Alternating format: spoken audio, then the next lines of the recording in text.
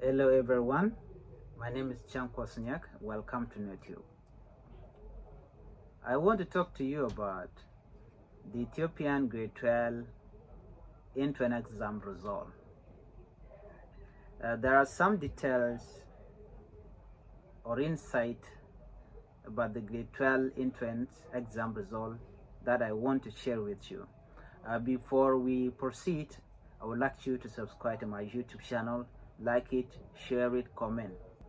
Number one, the overall performance. Only 3.3% of students who took the exam managed to score 350 points or more. This low percentage highlights significant challenge within education system.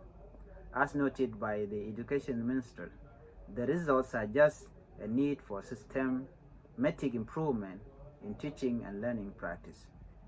Number two, top scorers. The highest score recorded was 666 points by a male student in the natural science stream. Among female students, the highest score was 650 points.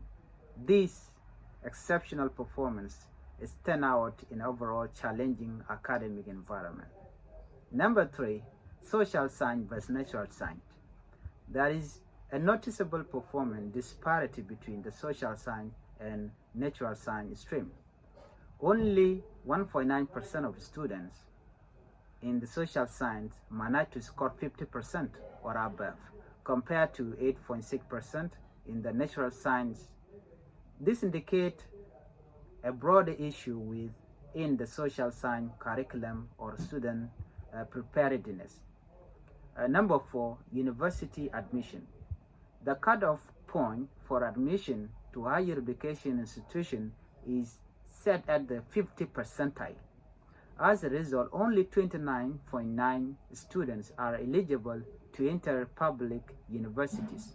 These students will first undergo a remedial program to address areas where they perform poorly before proceeding with their higher education studies. Number five, exam administration. To maintain the integrity of the exam, they were conducted in public universities to prevent cheating.